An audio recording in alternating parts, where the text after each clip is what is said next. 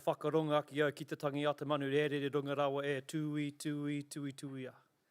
Tui ai runga, tui ai raro, tui ai waho, tui ai roto. Tui a te hereka tangata, ka runga ta ao, ka runga te pō, ti hei mauri ora. Ha te mihi tuatahi, mihi ki nā atua kaha rawa. A ho mai o kaha, ho mai o aroha ki a mātou i tēnei wā i nā wā katoa hoki. Ko raki e tu iho nei, ko papatunuku e takato. Ko tānei ki uta, ko takaroa ki tai, tēnei nā mihi nā atua.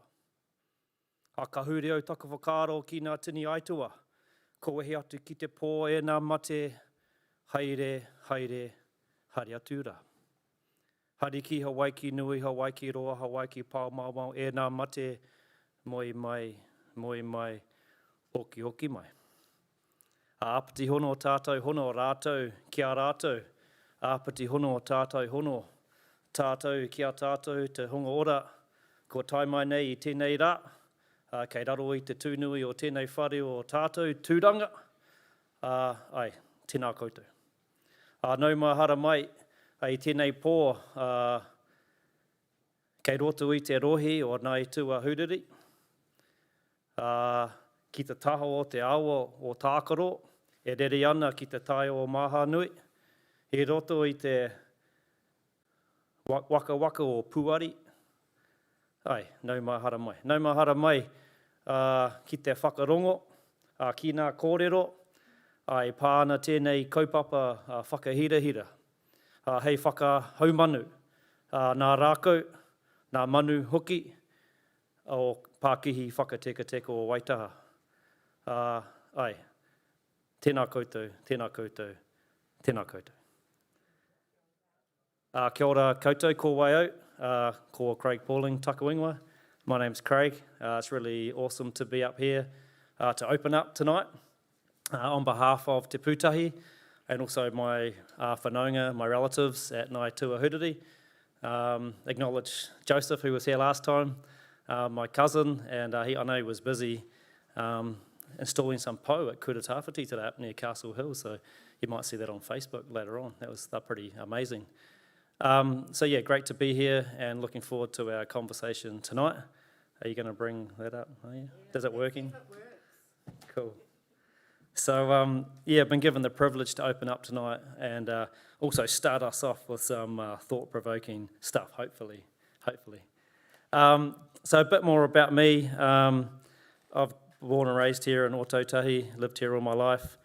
I'm Ngāi Tahu, Ngāti Mutunga, from my mother's side. I'm also English, Scottish and Welsh, if you can't tell by my looks.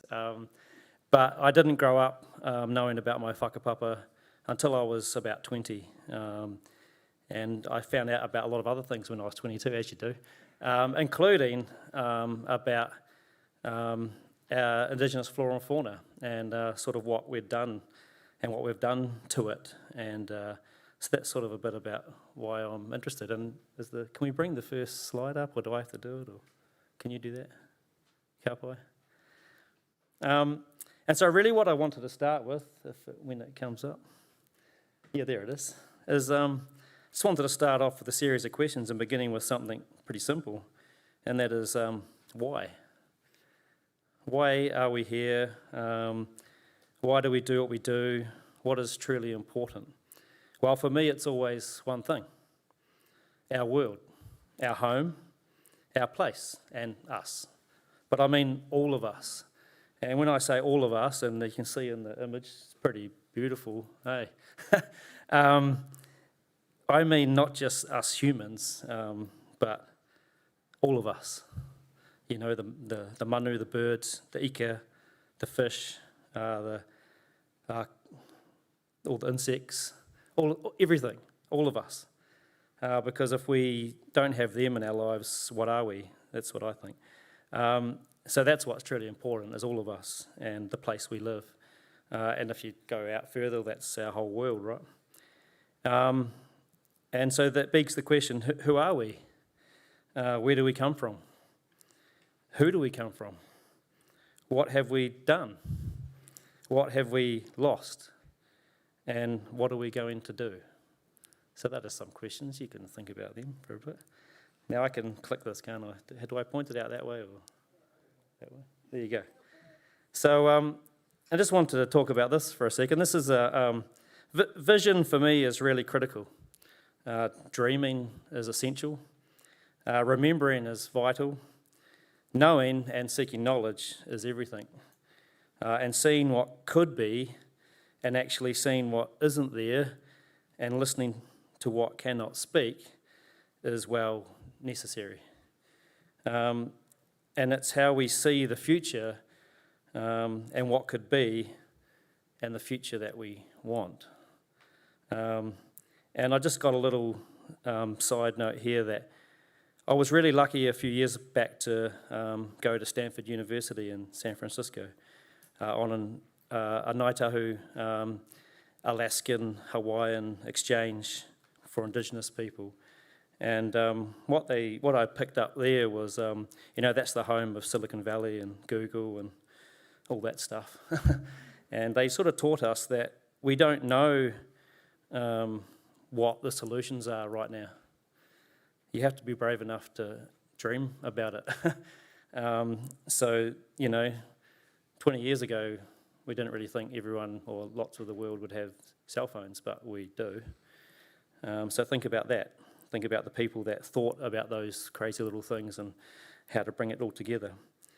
So that's what a crazy bunch of people sitting in Environment Canterbury organised biodiversity hui in the early 2000s did. We got together and we dreamed a little bit. And this was the picture that I drove on the way home from that first meeting that I had with these other crazy people about what we wanted for our home. And you can see there, got the Kākāరికి in the middle. Don't know why I picked that bird, but it just came to me and that's what we drew up. And when you have vision and you dream and you remember and you know and you imagine, because when you do that, people gather and they gather together and they're energised. They are inspired, they move, they talk, they do, and they make great things happen. And they do that together, and they do that for things greater than themselves. And you can see lots of, it didn't work. Sorry, there you go. You were like wondering what's going on, what's he talking about? There you go, lots of happy people. So that's at some of our Te Ara Kākāriki plant outs that we've had over the last 15 years. Just a selection of crazy, happy people doing things for other people, on other people's land, in fact. Sometimes just in their back garden or in their back paddock. And I'm going to see if this works again. No, can you do it? Can you move it on? Cool. And yeah, there you go. And then people that get together, they do things like this, and they add value to a place that was crying out for it. And they do it without money. They do it for love. And they find a way, despite the odds and barriers, and not knowing if they can do it or they could do it to start with. So this is just an image of what we call our Te Ara Kākāriki green dots that are all over the Selwyn district now. And the important thing to remember is that none of these places, the trees that are there and the biodiversity that's now growing there, and the network of people that's created, none of it existed before we started. They might have been people by themselves doing their own planting on their own land, but there wasn't a network. And I see Paul in the room, and I know he's one of the green dots on that map. He definitely had some plants on his property before that. But, lots of these places just didn't exist. And we've been able to create that from nothing, from a bunch of crazy people talking about it in a room. Can you click it forward, please? Cool. And then people, they get moving and they start talking to others and they inspire each other. They find more money, they create some jobs even, and they conjure up new ways to do things. And they help others to find the courage to dream about their own homes and places and spaces and what could be. And this is why I believe we can plant our way out of climate change and an ecological crisis, because we're already doing it. There are already enough of us who want to. We've organised ourselves without laws, without rules, without huge amounts of money or financial incentives. But it most definitely requires those things I noted earlier, dreaming and knowing. But this is just an example here of all the groups that have sprung up in the last 20, 30 years to do amazing things, and they keep springing up, like the Kānuka Mid-Canterbury Regeneration Trust and the Waimakere Biodiversity Trust. They're only a couple of years old, and they both asked Te Ara Kākāiki to help them set up. They almost wanted us to do it for them, and we said, no, you've got to do it. We're not from where you're from. You do it and we'll help you. And lots of other groups have done their own great things, and there's probably some that are missing, but what I really wanted to show was that there is so much good stuff going on. And for Te Ara Kākāiki, if we were crazy enough to think that we could make a difference about the 0.5 of 1% biodiversity left on the Canterbury Plains, then hey, take that. And if Te Kākāhu, Kahukura and Banks Military Conservation Trust think we can create 4 core areas of 1,000 hectares of biodiversity on the southern Port Hills, then yeah, we're going to go and try. We might be crazy, but hey. And if the Ōtākaro Ecological Restoration Trust think they can reforest the whole island and have a thriving bird populations, well, good, let's back it, let's go there, even though it might seem pretty crazy at the start. Can you click one more? And finally, I'm just going to take you to a place that's pretty special to me and that I've been working on for a while. You might recognise this place. It's Te Poho Tamatea over at Rāpaki. And it's where I'm working with my relatives, to recloak our treasured maunga, our mountain, to provide for our future, to protect us, because you might know some rocks fell down off there and almost bust through our whole kāinga, and to help give us hope and well-being. Can you move forward? And you'll see there's the said rock that went through the house, straight from our mountain. And we're doing this, we are going to look at doing a carbon forest on our land. And you can see the issues up on the screen that we're trying to deal with. We've got erosion, we've got rockfall, we've got lots of gorse and other things. And we're constantly getting told we have to get rid of it, but we sort of don't want to. We want to let the trees go through it. And so we want to restore the forest of Kahukura, which is one of our ancestor atua. And we want to provide for our relatives, the birds, the manu. We want to create some jobs, maybe, and we want to provide a return. Why can't we have it all? And we're actually open to a mixed approach, using both exotics and natives, because we see goodness and good sense and diverse application. Now, I know that some people might think that's not right, but we're practical and we're courageous. And it's in our blood to try new things and search out far horizons, to dream and to connect and to survive. And we believe in ourselves and those we're working with, and our land and our future, and we're not going anywhere. That's the only land we have. That's all we got back from the Crown when we sold Canterbury way back, or Port Cooper, Littleton Harbour. And we're also not going all in, because we're not going to plant our whole land. We've actually got other uses that we're looking at on our land as well. Can you flick it forward? And we've started by just restoring our stream, Ōmaru Stream, which comes from springs all around the mountain and flows down through our village and out to Whakatau. And we're just doing that because we can. And just go to the end. And just to finish with why again, why are we doing it? Well, you can see the big bird there. That'd be pretty cool to have back at our kāinga every day, not just like every now and then, every day. And that's my taua nui up there, my great-grandmother. I'm doing it for her, for what she did to fight for her land, for Uncle Bill Gillies, who wanted the Kerry to come back, and for my tamariki down there, that was when they were a bit little, climbing up their home, their maunga. And we're doing it for our home, of course, and to build a home for those birds. Because I said to my relations, they might have thought I was a bit crazy when I started telling them about this, But I said there's only one way we're going to get Kereru to come back here, is that's to give them somewhere to live. So that's what we're trying to do. So kia ora koutou, hope you've enjoyed that, and I'm going to hand over to Jess. Kia ora.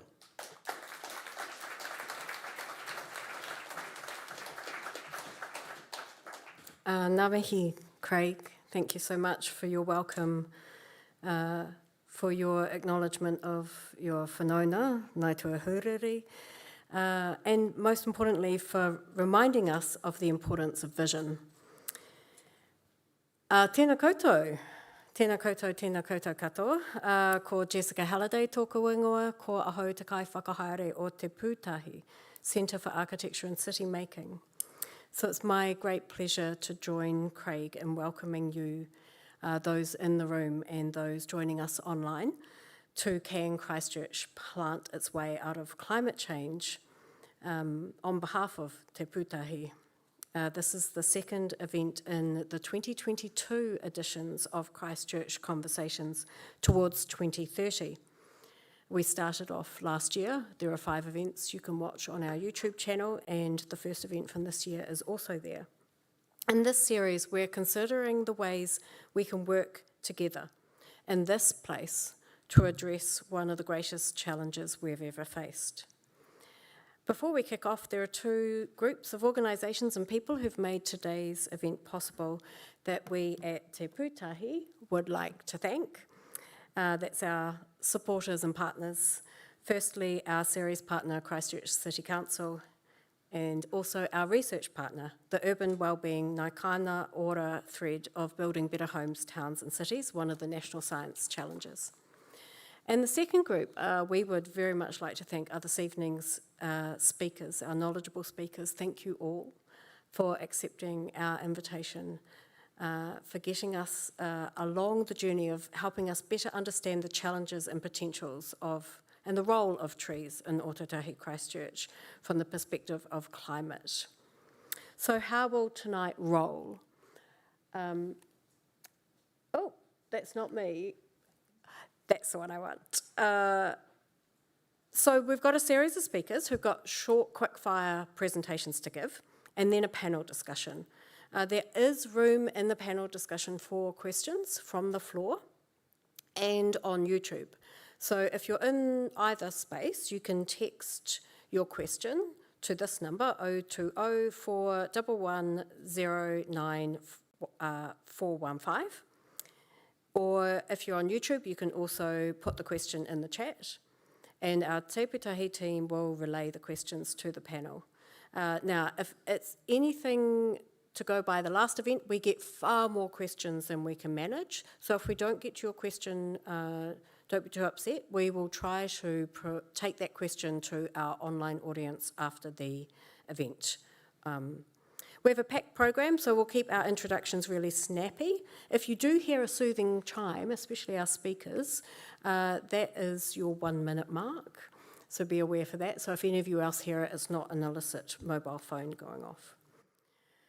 So here we go. With that in mind, who else is going to help us understand whether Christchurch can plant its way out of climate change? It's my pleasure to welcome our second speaker, Danny Rood from Toitū Envirocare, to talk about trees and the carbon balance. Danny, please welcome him.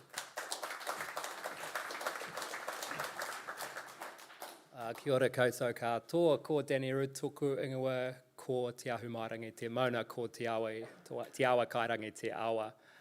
Thank you all for attending and give me an audience to hopefully use your ears to absorb some knowledge the way that the trees absorb carbon.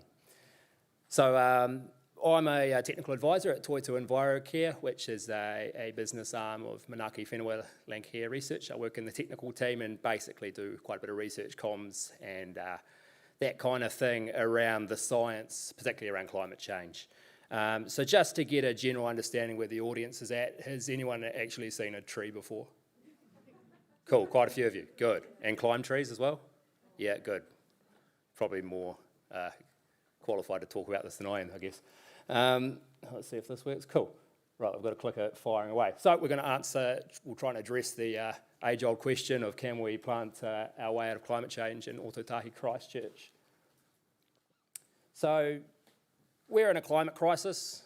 Basically, we've got too much carbon dioxide going up into the air and not enough being drawn down or absorbed.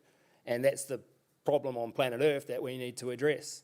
And trees are a big part of the potential solution. And in a very basic sense, with a 101 kind of approach, like how do trees absorb carbon dioxide?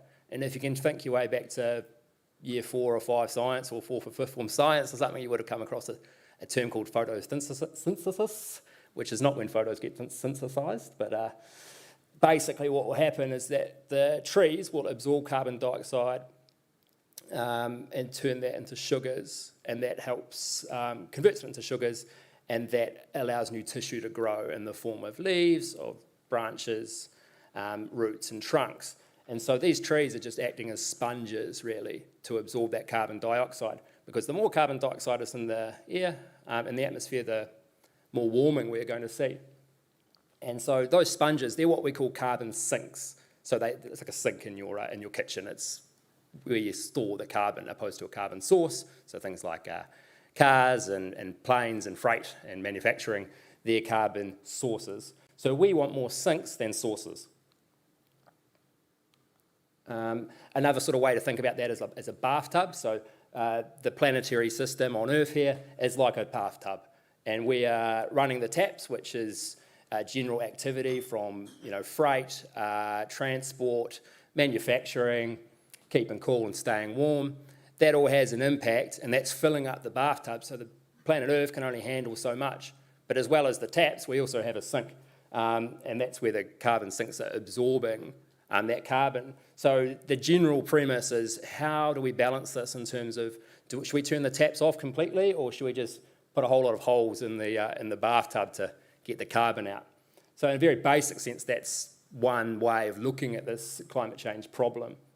And here it is, here's another schematic of that. So we look at electricity, food and agriculture industry, transport, they're all going up into the atmosphere. So 59, so let's just say 60% of that stays in the atmosphere, and the other 40% is absorbed by the ocean and lands mainly via trees. And land sinks, that's what we're focusing on when we talk about trees.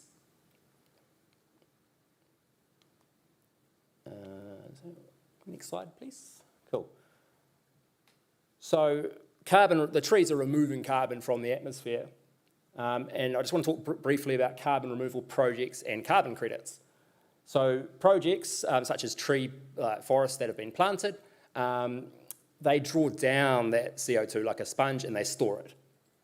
And the good thing about that is that there is a monetary value where you can, those trees being planted, you can turn those into carbon credits and sell those for financial gain.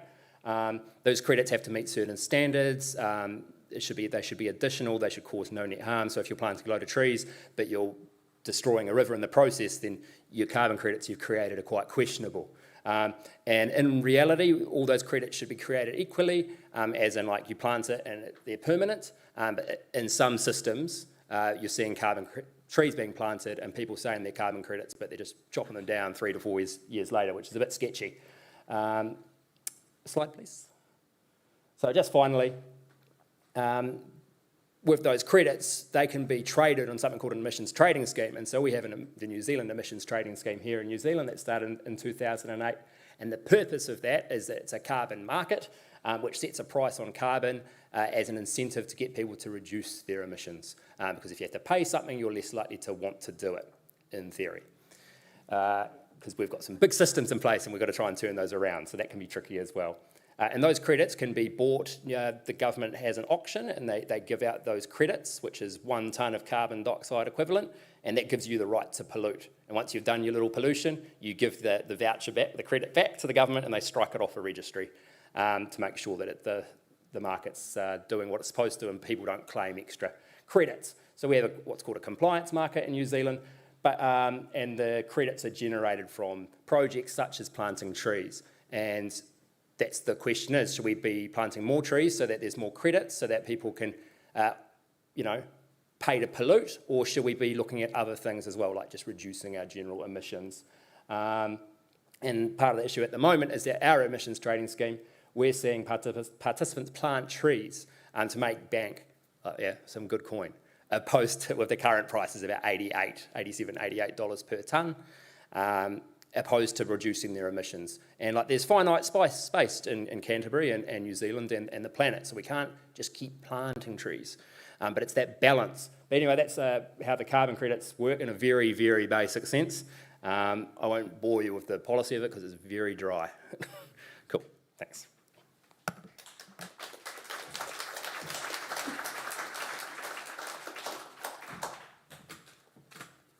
Kia ora, thanks Danny. We're on our way to getting our heads around this thing called carbon sequestration. So our next speaker is Dr. David Hall. Dr. David Hall researches politics and policy with a focus on climate change, land use, sustainable finance and just transitions. He is a senior lecturer at AUT's School of Social Sciences and Public Policy and chair of AUT's Sustainability Steering Group. As he's Auckland-based, David's presentation tonight is a pre-recorded video. In this presentation, David is asking, can any city plant its way out of climate change?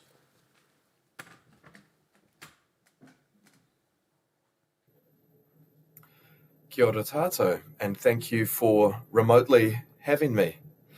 So, can Christchurch or any city plant its way out of climate change?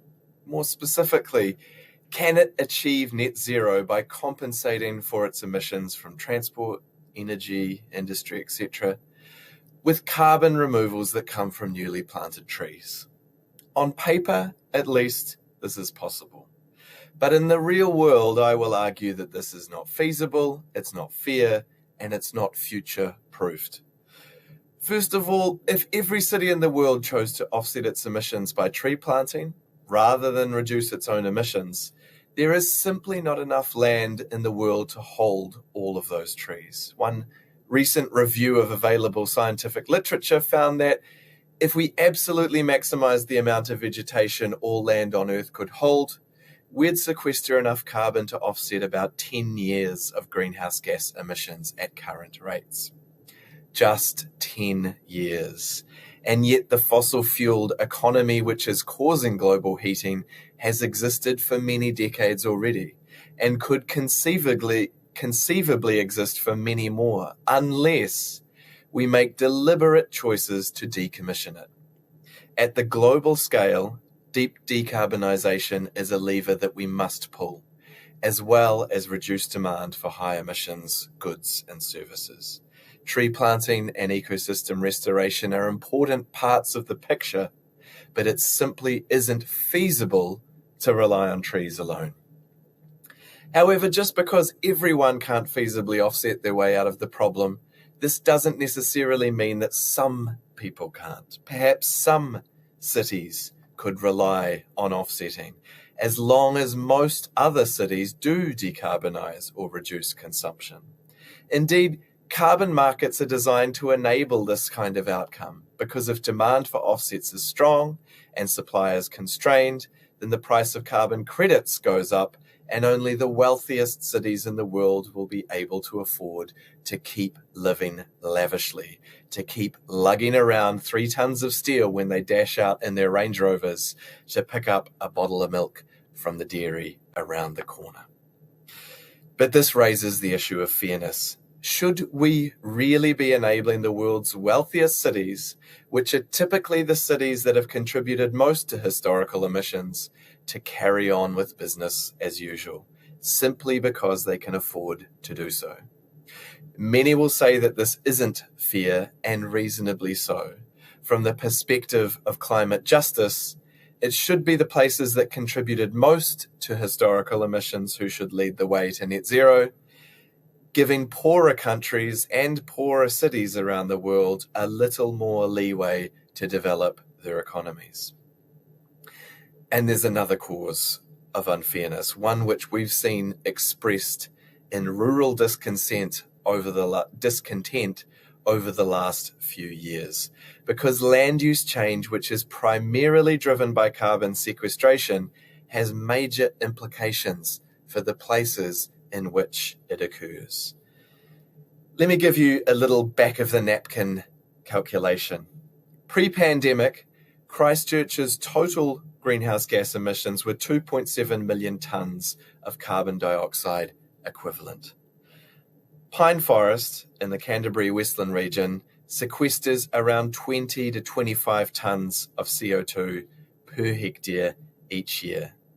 So to offset Christchurch's emissions, we're talking about 108 to 136,000 hectares of pine forest.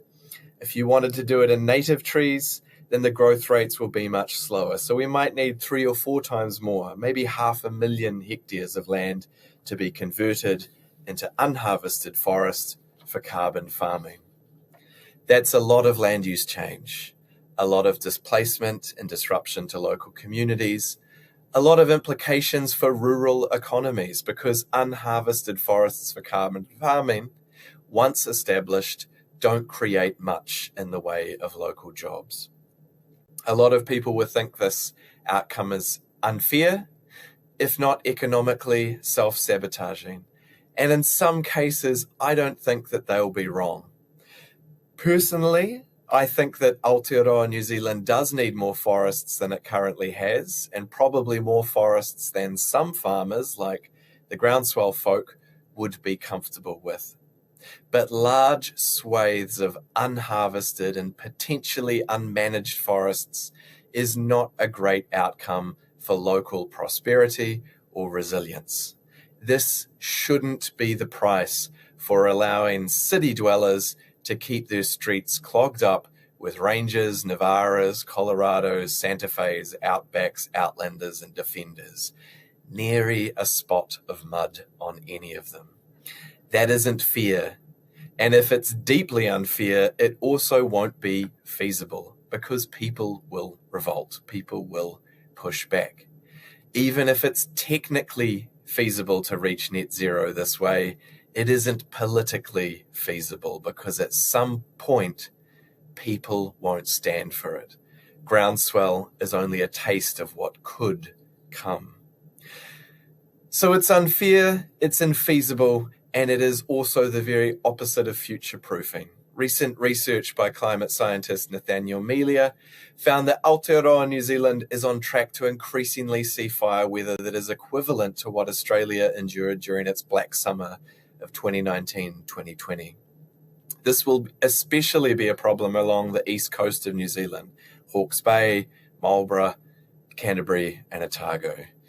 Is it really very sensible or prudent to be loading up these areas with monocultures of relatively flammable species like Pinus radiata? And what about the cars, SUVs, coal burners, and so on, whose right to keep emitting is produced by these at-risk forests through offsetting? Well, that's not great future-proofing either, to have transport systems which are massively dependent on fossil fuels and so massively exposed to the volatility of global oil prices.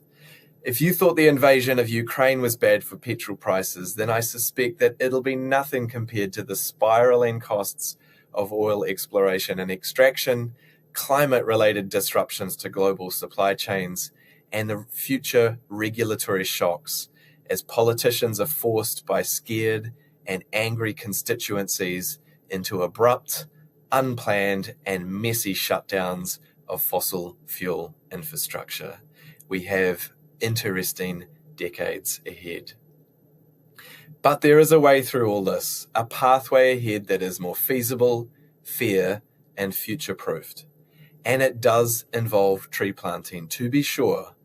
But rather than focus on a single value that trees produce, namely the value of carbon sequestration, we need to focus on all the values that trees and forests produce. Now, I'm sure Justin will talk to you about the many benefits of urban trees, of urban ngahere, for social and environmental well-being, but also in rural landscapes, which I work a lot on. Trees deliver myriad benefits, from creating natural habitat and ecological connectivity to erosion control, flood regulation, and more. If we get these other things right, if we establish forests that are resilient and productive and repair the landscape, then carbon comes along free for the ride as a co-benefit of forests that we want to live with and we want to care for.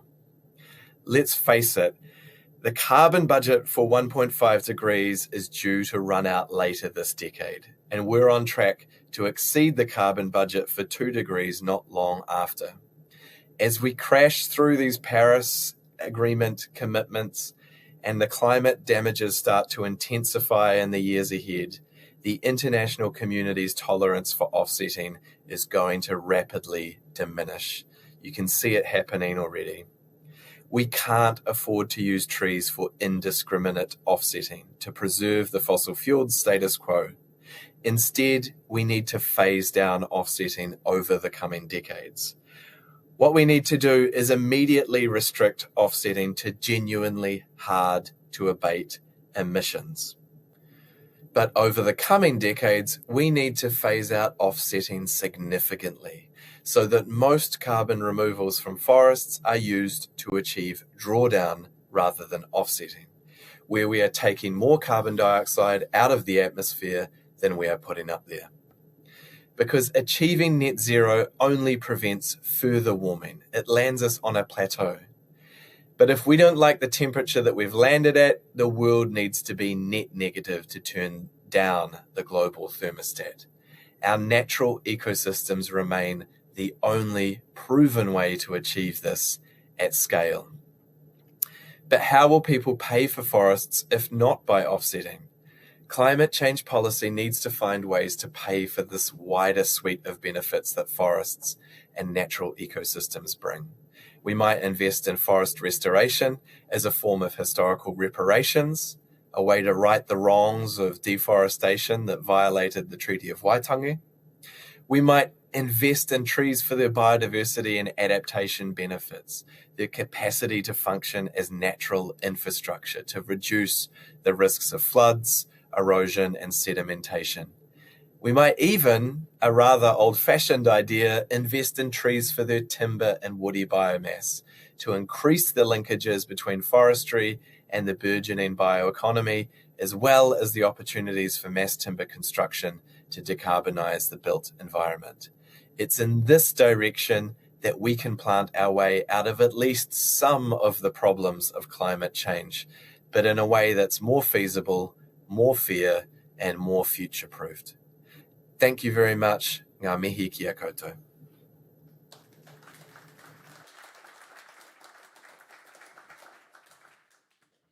All right, whose mind is a bit blown? Mine certainly is. So thanks so much, David, for that.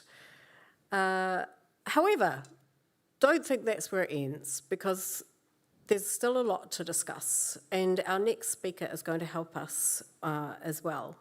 Our next speaker is Dr. Justin Morgenroth, who is Associate Professor at the University of Canterbury's School of Forestry.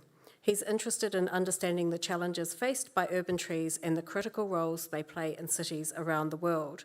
And this evening, he'll talk about the critical role of urban forests in a changing climate. Please welcome Justin.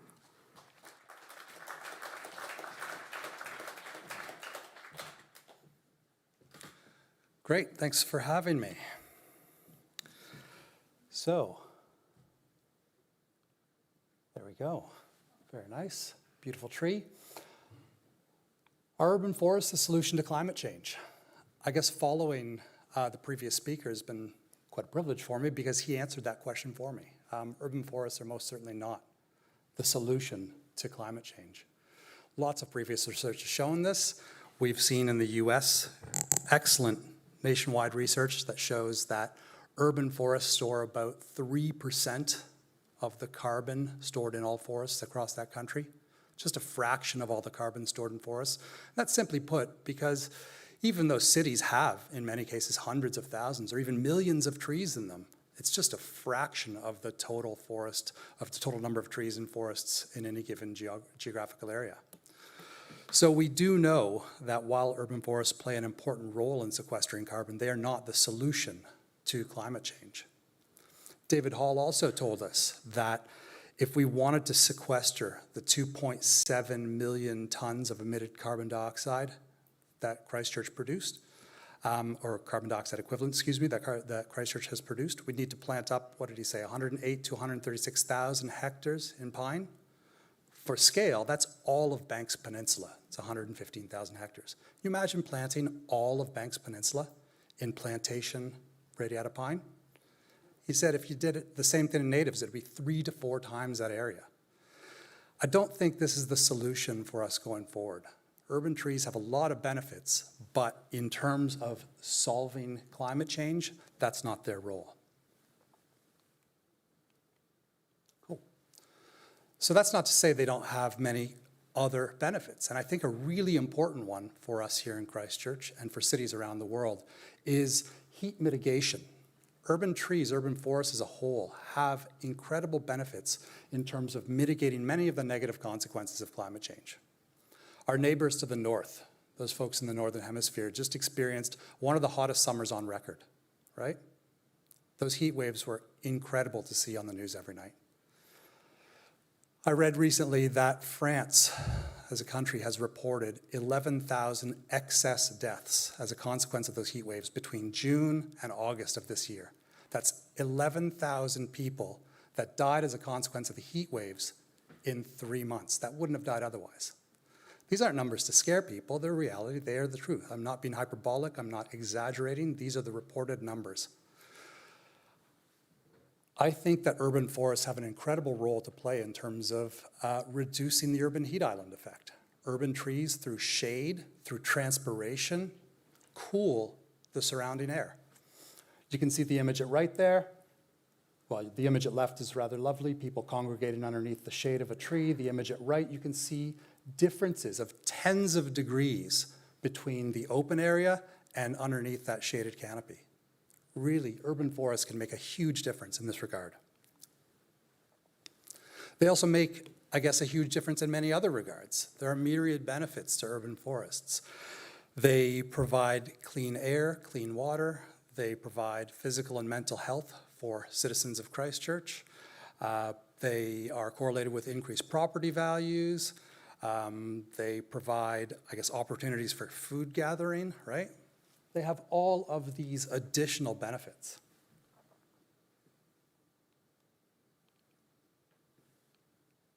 There we go. So what's the situation in Christchurch? The map that you see before you is part of this report. If you have any interest in knowing what Christchurch's urban forest situation is, you're welcome to grab one of these reports. I believe they're at the back of the room. Don't stand up right this very second and do it. In Christchurch, citywide, we've got about 13.5% canopy cover. Excuse me, I'll just grab it. So what that means is we've got 13.5% of the city is covered in tree cover, right? It's covered in trees. But there's quite a large disparity in terms of where those trees are. The leafy neighborhoods like Fendleton, Cashmere, the coastal area of Christchurch, each of those wards have got upwards of 20% canopy cover.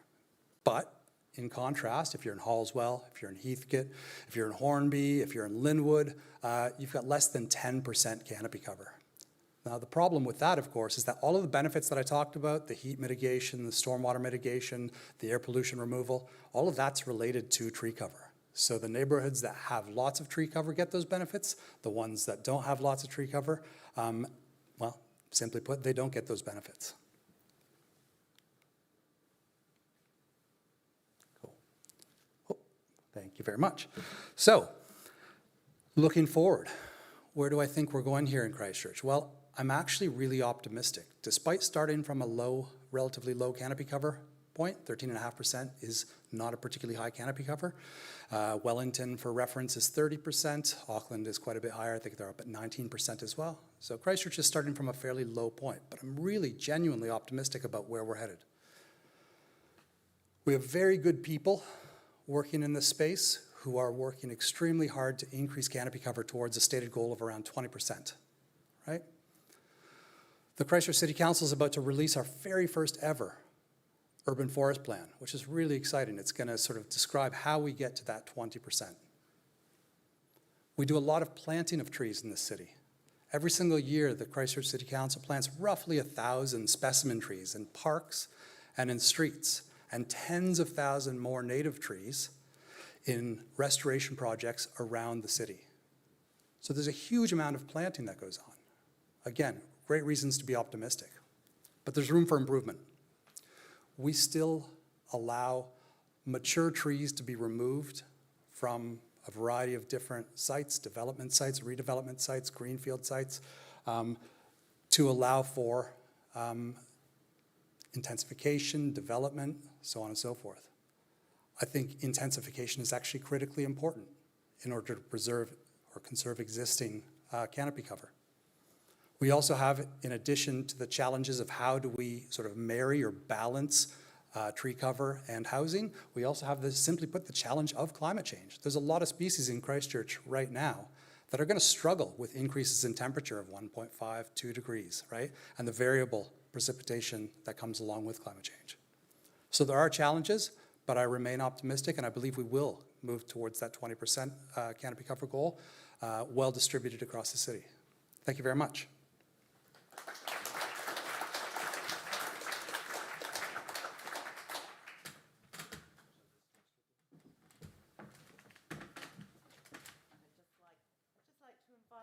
Panel members to come up now. Thank you.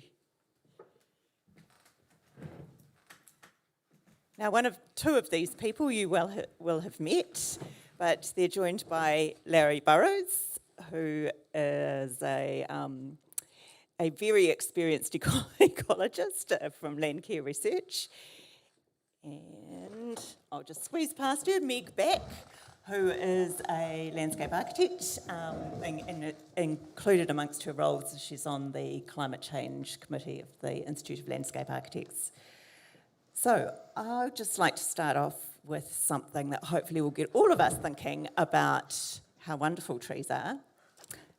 I want to know, Danny, you're first, your favourite tree species, or maybe a favourite treed space in the city? I'll answer both. As favourite species would be silver beech. It's great, you know, we're out hiking and stuff out in the mountains. And locally, Fisher Ave in Beckenham, so just a couple of streets over from my flat. It's almost cartoon-like in how perfect it is. Nice. Justin? Yeah, I think I'll just go with a favorite individual tree. So I'm trying to think about the personal connection that I have with individual trees around the city.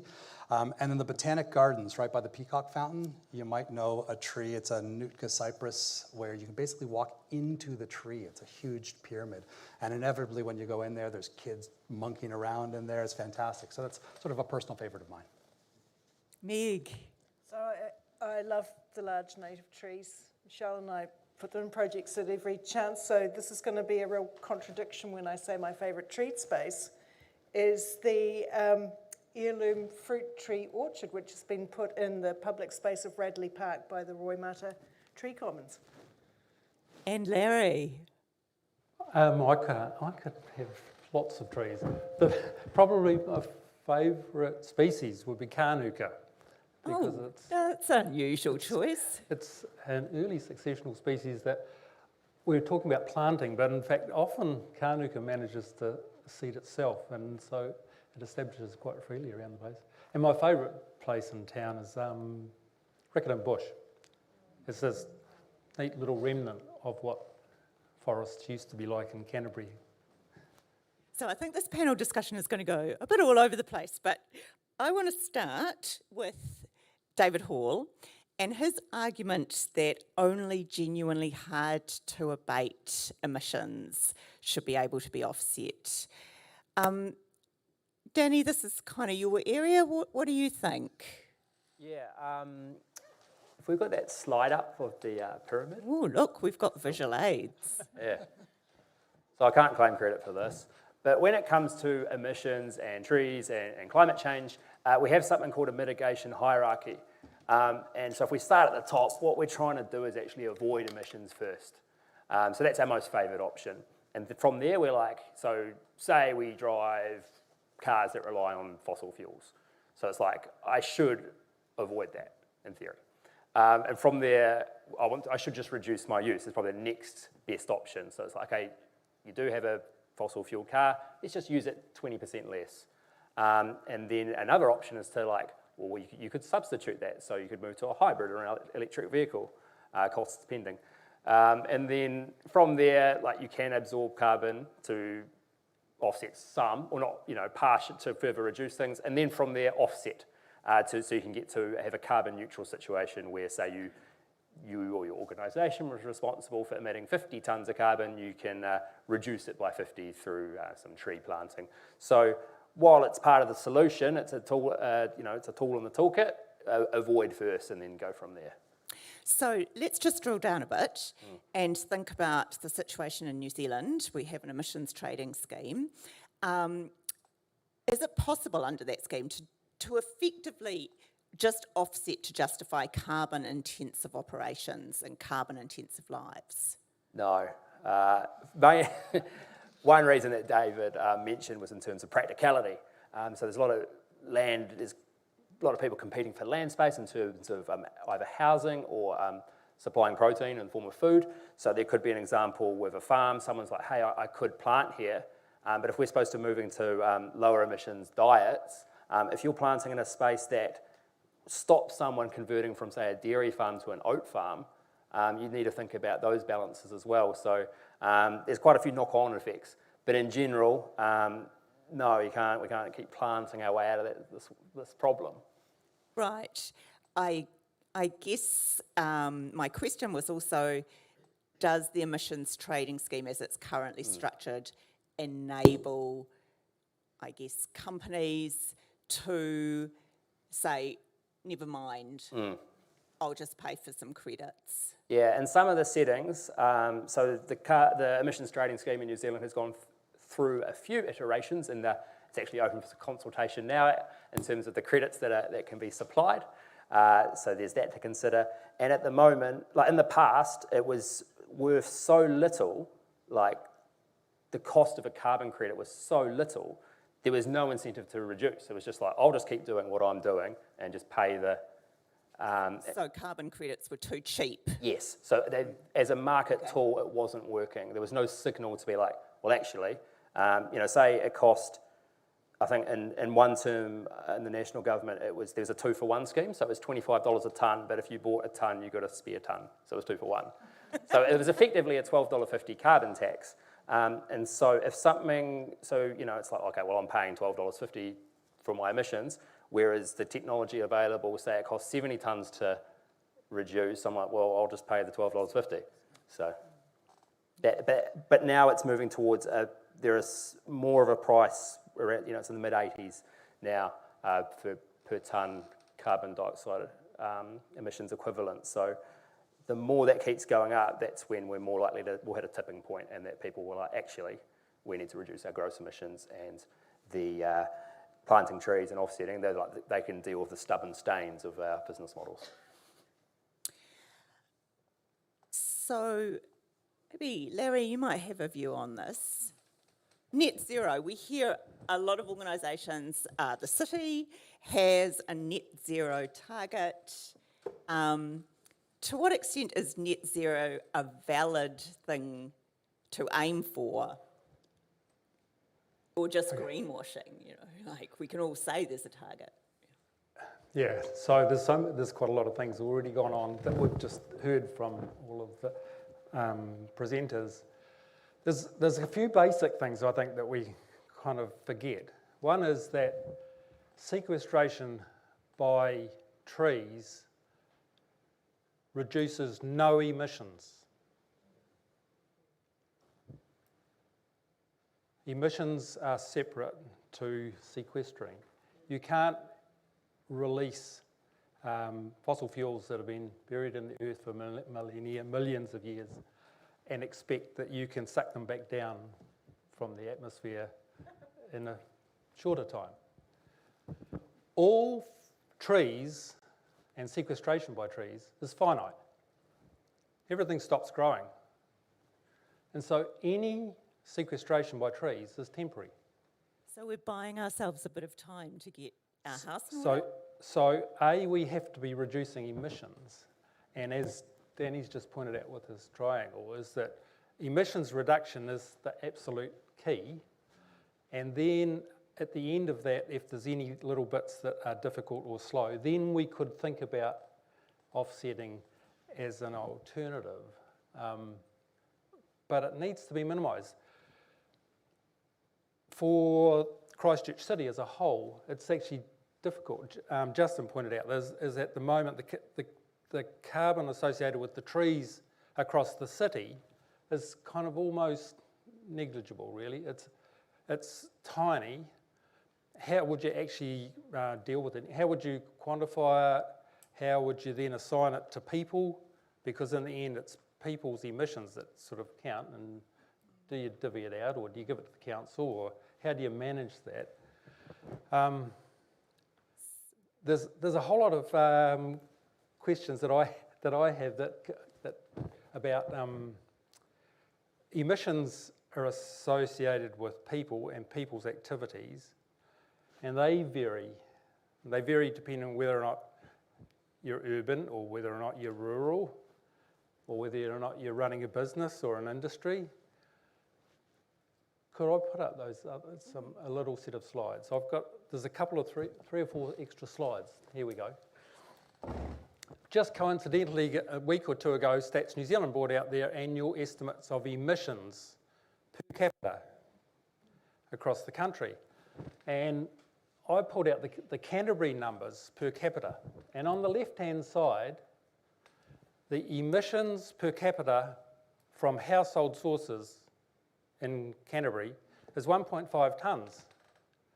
That's remarkable. I reckon it's incredibly low. In fact, it went down over the last year, mostly because of COVID. It's a good thing. Of that 1.5 tonnes per capita, 88% of it is related to transport. So that would be a Car. sector to focus on rather than... Well, that could be. But then the people in those households, are they responsible just for their household, or are they using the business and the industrial economy of the wider area? So if you include the emissions from industry and business in Canterbury, it works out at 5.6 tonnes per capita. And then Christchurch has got rural environs, and if we build in all of the agricultural land of Canterbury, suddenly the emissions per capita go to 18.5 tonnes. This is quite horrific, and it's a bit bigger problem to deal with. And a much bigger problem to counteract with trees. Trees. So Jess looks like she's got a question. Sorry, Larry. Yes. Hello. There are lots of questions coming through on both text and online. How does anybody feel about their knowledge of tussock grasslands? We have a question here. We have a lot of tussock grasslands in Canterbury. How does that compare with forests for carbon offsetting? Can any of you answer that? Larry can. Larry, that is one of yours. Most carbon is associated, well, the woodier things are, the more carbon there is. And the more herbaceous they are, the less carbon there is. And so in tree systems, there is hundreds of tonnes of CO2 equivalent in wood. And in grassland systems, there's a few singles or 5 or 10 tonnes per hectare. So someone might also want to know about the wetlands. I know you've done something in wetlands. There are moves afoot to have carbon credit schemes for wetlands. Yeah, there's always been interest in wetlands and can you sequester. Well, everybody knows wetlands have got peat, and peat is this huge resource. Globally, I think the carbon associated with peat wetlands is greater than the carbon in forests. So it's incredibly important as a stock, but it's not changing very much. And so not a great sink. There has been some measurements done in New Zealand and shown that it's a small sink. It's sinking 1 to 2 tonnes extra per hectare per annum. But that's the swamps that's been done on are quite limited, and globally it's kind of treated as near zero. Jess, you have another one? Well, there's more than one question Go about on. this, and I suspect Justin and Meg will be great on this one. So, any idea why good tree cover seems to belong to richer suburbs and is missing in poorer one? How do we Historic solve the reasons? problem like Hornby? Might be another way. Well, I think it's just the age-old inequality, isn't it? I mean, we know trees are good. We know we should have them. Well, planting in general. I mean, it's therapeutic. It increases our biodiversity. I've got no answer except to say I think we've got some really good examples coming through of where trees aren't big and scary and they don't cause messes and long-term maintenance problems. And I think we are getting braver and better. And there's examples like Radley Park, where Waimata Food Commons are planted. So I don't know why, but I hope we are getting better at it. Justin, your map had some areas that really looked like tree deserts, to be honest. Hornby, Linwood, those kind of areas. So they're not new developments. What do we do to increase the tree canopy cover in existing suburbs? So if you do want to put that map, oh, there it is. Thank you very much to the AV team. A lot of the lower canopy cover neighbourhoods are sort of in West Christchurch, and they're land that in the district plan would be zoned rural, right? So you can see very clearly there that a lot of the rural land doesn't have a great deal of tree cover. You bring up the question of, I guess, neighborhood age. To a degree, that's another contributing factor. I mean, a lot of the leafier neighborhoods tend to have been neighborhoods that have been around for quite a lot longer, had trees established sort of 120 odd years ago, and the current, I guess, canopy cover is a reflection of sort of those big mature trees. It's not to say that there aren't any sort of older properties out in West Christchurch as well. There certainly are. But many of the newer neighborhoods tend to be relatively low canopy cover. I have a question that is probably for Meg, actually. There are lots of ways in which trees are good. Why aren't there more of them? Why do most of us have a story about someone in our street who moved in and chopped things down? How do we turn that around? I agree. I was really taken by Justin's slide of that new development in Ireland, which we drive past every Saturday morning with all of the trees gone. So this is a multi-layered question, but I think what we need to look at, just to keep it short, is new developments. And again, I'd like to say I think we're starting to learn that in terms of canopy cover and stormwater management, we're getting better. And I have a slide to bring up, and landscape architects are going to laugh themselves silly because the person who, I'd like to bring up the rain gardens, the person who designed this rain garden planting is actually in the room tonight. It's Adrian Taylor. Yeah. And my point about this is it's now more than 6 years old and it's not turned out to be some maintenance nightmare. They're still looking as beautiful as ever and they're highly functional. They filter and they hold water in a stormwater event so it doesn't overflow the pipes. And we need more of this sort of thing now that we're proving they're doable. I wonder if I could also answer a similar question. So I guess the question was about how do we convince people to sort of keep trees or retain trees rather than getting rid of them as soon as they move in. And I think one of the issues that we have is we acknowledge that trees are a community benefit. Most of the benefits that they provide are for, the community at large. Air pollution removal, heat mitigation, stormwater mitigation, wildlife habitat, so on and so forth, right? But the costs are borne by the individual landowner. So we've got this imbalance between, the individual landowner has to pay for maintenance of that tree, the arborists come over, take care of it.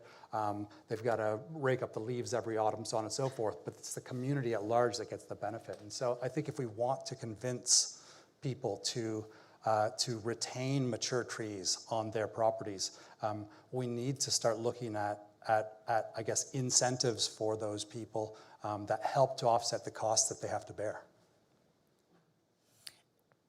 Can we Yes, stay on this theme? yes. Because, you know, this question comes up a lot in Christchurch, and there was a very significant vote a week ago, partially driven by this issue, which is what's the conflict between the increasing housing, and it's often a medium density housing, for our growing population versus increasing canopy coverage?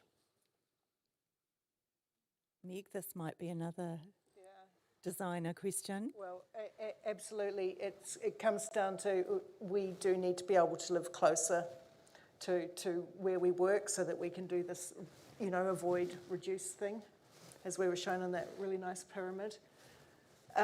We can't just carry on sprawling out across good food land, but we need to look at other ways that we can increase tree canopy, and every little bit counts, you know, like if you look at a school, say if you planted just 10 metres by 10 metres at a school, it doesn't sound like much, but there's more than 2,500 schools in New Zealand.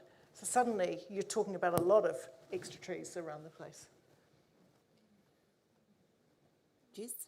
Well, I did wonder, Michele, if you thought we had time for the Worcester Street. Yes, okay, let's explore the Worcester Street story.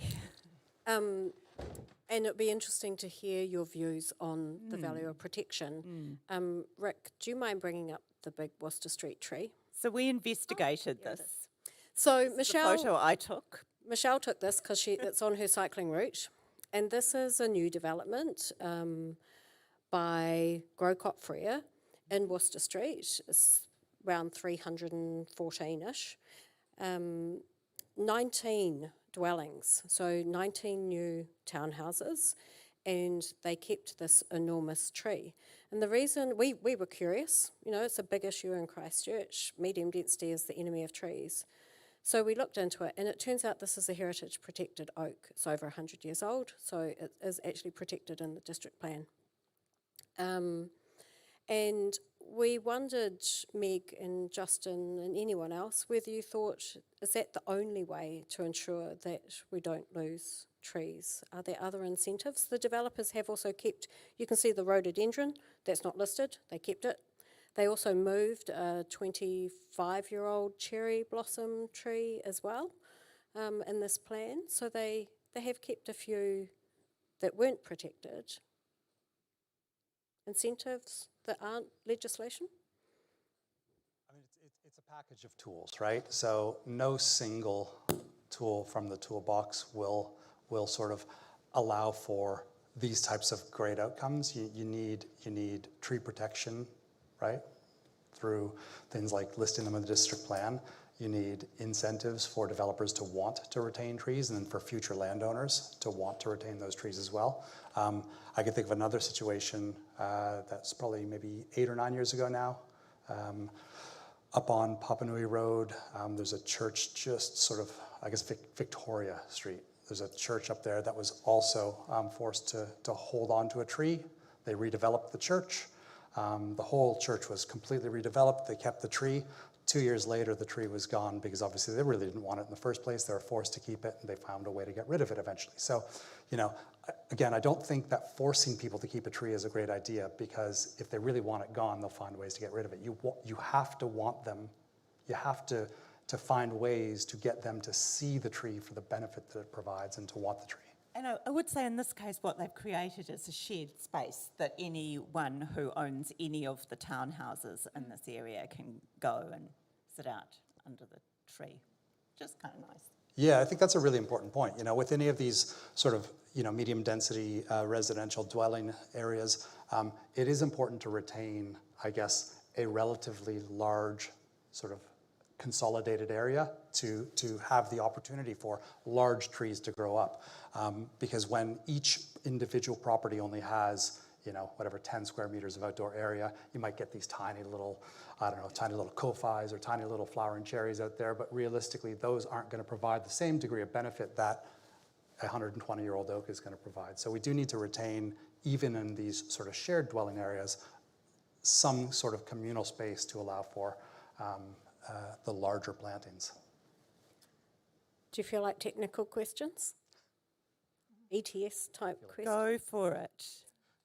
Does anyone know what is the time delay between paying to offset an emission and the point at which the trees planted actually sequester that amount of carbon? And I know it will be dependent on so many things, Larry.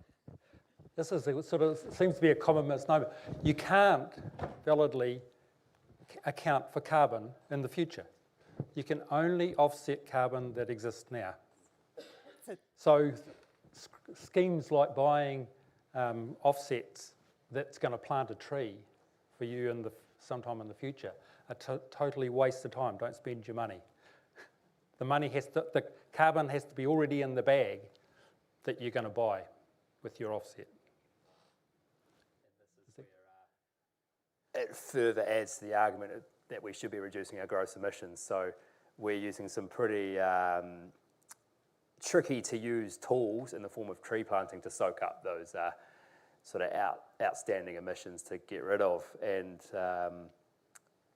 yeah, I agree. It's the other point I was going to add is that with those trees, things like indigenous species like Pinus radiata, they're what we call your sprinters, because they do grow a lot quicker and they could absorb the carbon dioxide faster than native. But quite often with exotic species like the pine, is that they are chopped down after 29 years and they're not absorbing anything when they're chopped down. Can I just make a comment on fast growing? I think fast growing trees are a mistake. What should be happening fast is emissions reduction should be happening fast, and sequestration by trees should be happening slow and sustainably for as long a possible time as we can make it.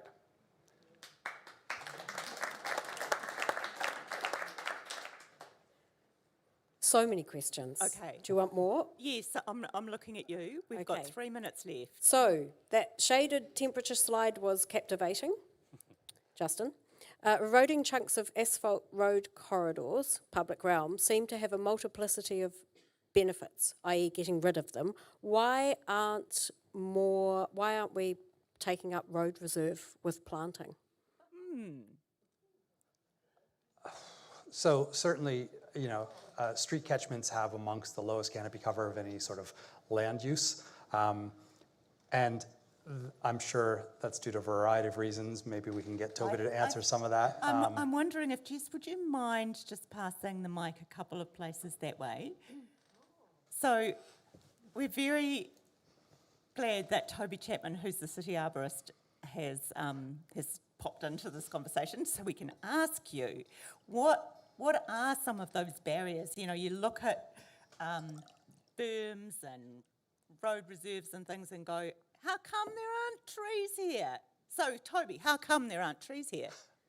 So there's a lot of challenges that come through planting in the street. One of the biggest challenges is underground services. So quite often you see a grass berm and you wonder why there isn't a tree. We'll try to plant a tree there, but if there's underground services, we can't plant over top of those services, or we can't plant too close to them. So a large number of those spaces that you wonder why we haven't got a tree there, most of the time it's because there's underground services. The other reason is we don't always have grass berms that are wide enough, so we need to give the tree soil volume, and we need to give it space to grow. And when we've got those narrow berms, planting in those, we suppress the tree so it doesn't get to reach its full potential, or it outgrows that space and causes damage to the infrastructure. So we actually need to design our road corridors to facilitate trees. Hey, so, Toby, have you got a rule of thumb as to roughly how wide your berm has to be? We generally try not to plant in anything less than 1.5 metre wide berm. Again, that's services dependent, and that's also species dependent as well. And can we find out whether there are services in the way in our street? Yep, so you can go online and you can put in an application on our website to apply to have a tree planted out on your berm, and someone will go out, we'll check for services and see if we're able to. I'm looking at Rick. I think we might be out of time. I'm very sorry to anyone who has not had their question answered. I'm sure there's many of them. Well, thank you all. Yes, Right. thank you. And without further ado, leave the stage.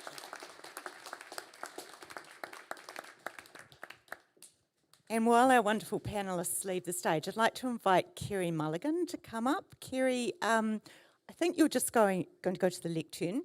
So very briefly, we're now going to have another look at some of the things that plants that aren't trees do, an example of how they can be used in the city in the form of the Ōtākaro orchard green roof.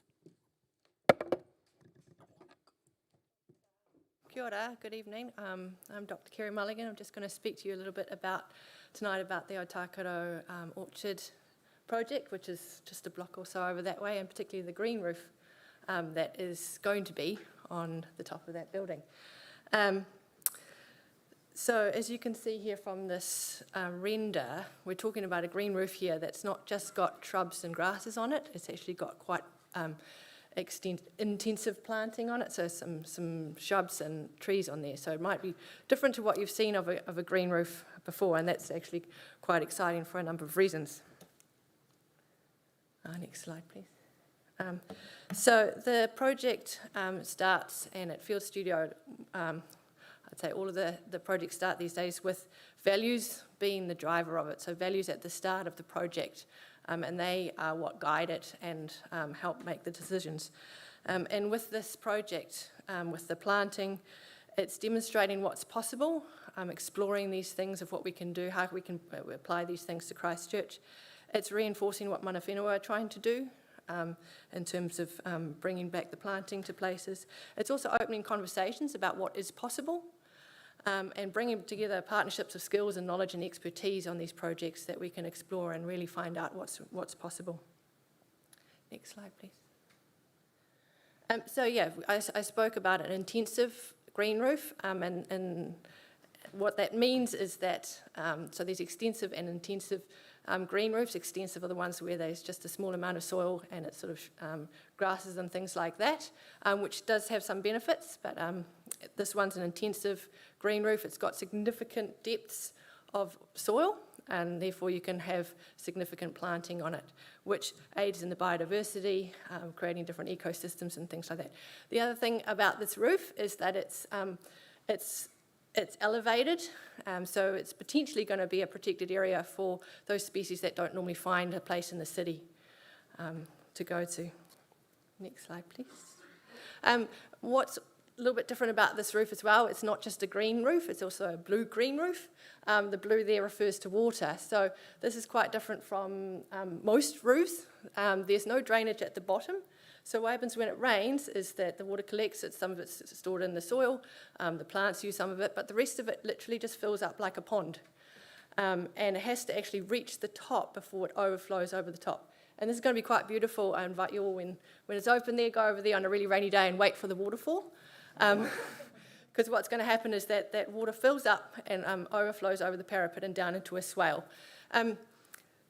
This project has no other pipes or drainage for stormwater. The roof, the swales and the on-site storage are dealing with all of that stormwater. So it's gone from treating stormwater as a problem to really valuing it as a resource and keeping it all on site. That was the south part of the roof that I just showed you before. This is the north part. So you can see here it's a green roof. It's storing water, it's going to a tank, and there's also solar panels on there. So they're for electricity. But the benefit of having solar panels on a green roof is that it keeps the temperatures down, and that makes the solar panels more efficient. So you can see now we've got water storage, we've got ecosystem places, we've got more efficient solar panels. So we're stacking these functions in the same area, which is really exciting about this project. Cool, next slide, please. Yeah, so this is the roof as it is now. Obviously, it's not planted yet. It needs the medium, but we can really see that it's storing that stormwater. It's providing a function already. And what we're really excited about is seeing what this roof can do, finding out like these things that we're excited about, storing water, is doing these things. How does that work, and how can we learn from it and apply it in other places?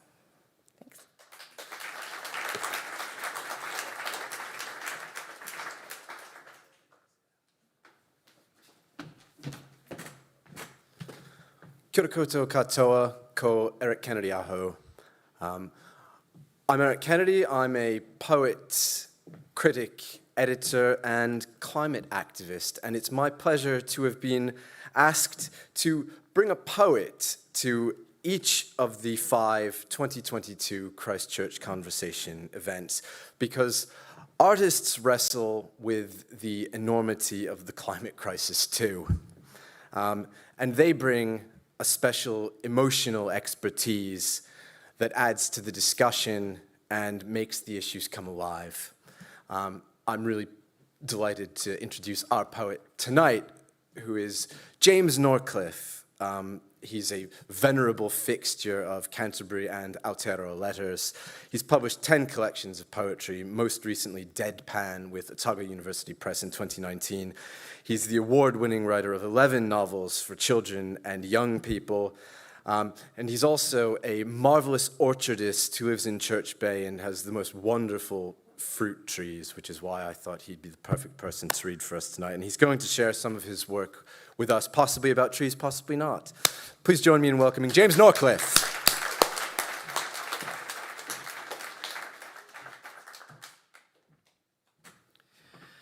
Tēnā koe, Erik. Kia ora whakatau. Yeah, as Erik said, I'm a tree hugger from way back. 18 years ago, Joan and I bought a large section at Church Bay, built a house, built a garden, and planted trees, lots of trees. I have to confess our motive wasn't to save the planet, though. We knew it wouldn't be doing any harm, but our motive was spiritual. Trees are good for the soul. I once heard a radio talk by an urban environmental planner who claimed that every office worker, for the sake of their psychological well-being, should be able to see a tree from every office window, and that resonates with me. Well, my brief this morning is to share an environmentally conscious poem or two of mine with you. The most famous bracketing of poetry and trees is, of course, Joyce Kilmer's I think that I shall never see a poem lovely as a tree. However, I prefer Ogden Nash's reply. I think that I shall never see a billboard lovely as a tree. Perhaps unless the billboards fall, I'll never see a tree at all. As we've already heard, Christchurch has long prided itself with the name the Garden City, a sobriquet which persisted despite its falsity, an occasional misguided attempt to rebrand. Who can forget fresh each day? A slogan that suggested the city was in the milk distribution business. Many years ago, our good friend, the late Eric Beardsley, who was the information officer at the time at the University of Canterbury, invited us to look through the newly built Height building housing the university library. He took us to the roof for the view, and it was amazing. We've already heard about the suburbs of Christchurch. The Fendleton side of Riccarton Road from above looked like a forest. All you could see was trees. The other side was a treeless wilderness of roofs. Increasingly, Christchurch is more the billboard city than the garden city. As I've already heard tonight, Christchurch has 13% tree coverage, as low as 7 in some suburbs. Sydney and Vancouver have 26, Singapore just under 30, and New York a whopping 39. In Frankfurt, 3 out of 4 urban residents live within 99 metres of a leafy green space. Garden city, anyone. Now, the poems I'd like to read, the first one is called Letter to Oumuamua. You may remember Oumuamua was a visitor 3 or 4 years ago, possibly from a superior civilization. I like to think that. It may just have been an asteroid, but there's arguments about it. Dear Oumuamua, this morning I saw a willows tree in first spring, flush of green in a paddock full of black sleeping steers. It was a prayer in the still air, morning sun and the sea beyond, nothing to make the new leaves quiver, except celebration. I note you didn't hang around, dear Umuamua. One brief look was all it took before you hoisted your great light sail and hightailed it out of here. I understand your misgivings, Umuamua. I have them too. But we're not all bad, really. A kind farmer allowed this willow to live, give shelter to his cattle as they wait for the abattoir. This has to be worth something, doesn't it? And from this distance, the sea is blue and apparently cold, the hills almost green, the cattle innocent, and the willow celebrating. I'm not saying come back, dear Umuamua. We do know what we're doing. We're not all bad. We just can't help ourselves. And this poem perhaps addresses more the climate change of the equation. It's called Living in the Goldilocks Zone. And the Anthropocene in which we live, we only live here because it's not too hot and not too cold. We used to enjoy living here. There were quince trees and apricot trees blossoming in our garden. Life was nice. The lawns were neatly trimmed and the edges contained. In the distance was a pleasant view of a well-behaved ocean.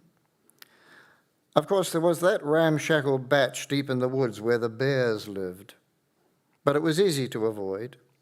We just didn't go there, preferring our raised beds and the exemplary manners of beans, carrots, and broccoli. Life, as I said, was nice. We lived within careful parameters and had circumscribed extremes. We used to enjoy living here on our pretty little planet. Porridge was always provided at the designated time.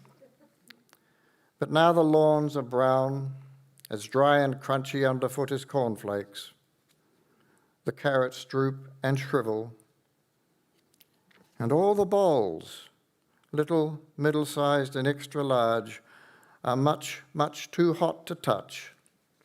And every bear is angry. Thank you very much. Arahanui te Akwe.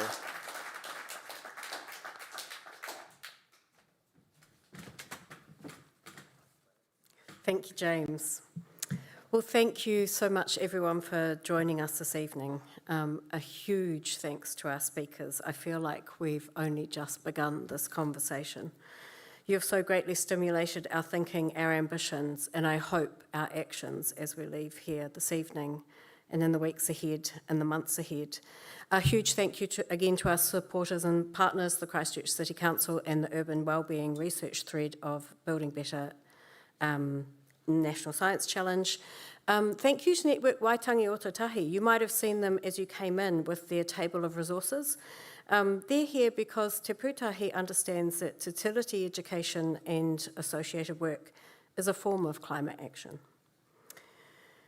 So thank you for joining us online and in the room. If you're here in Tūranga and want to chat, please hang around because our speakers, if they're able to, will be in the activity room to continue the conversation while we pack down in here. So what do we think about the future of this garden city? We should plant, but not because it's going to save us from climate change. Like most of the effective climate actions we can take, trees and plants have multiple benefits, but as we've heard tonight, they are not a silver bullet. We need a wide range of measures from all sectors of society to address climate change. We need to shift our thinking, especially the way we think about ourselves in relation to the rest of the living world. That's what we need to be able to make a long-term commitment to reducing our emissions. So let's see trees perhaps as our non-human relations, as an investment in the future.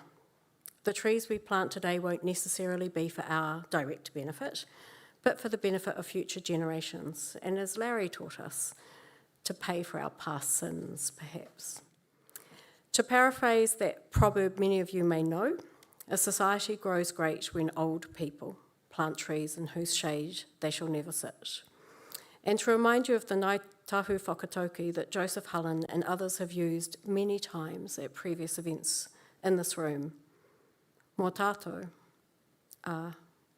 mō ka uri, a muri aki nei, for us and our children after us.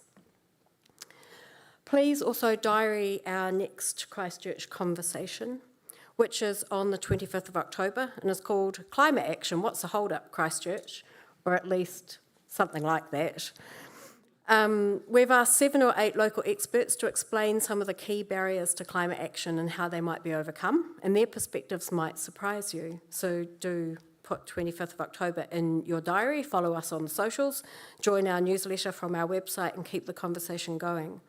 Remember, the most important action you can take right now is to talk about climate change and to talk about climate action with other people. Oh, and don't forget to vote. Pō Māori e.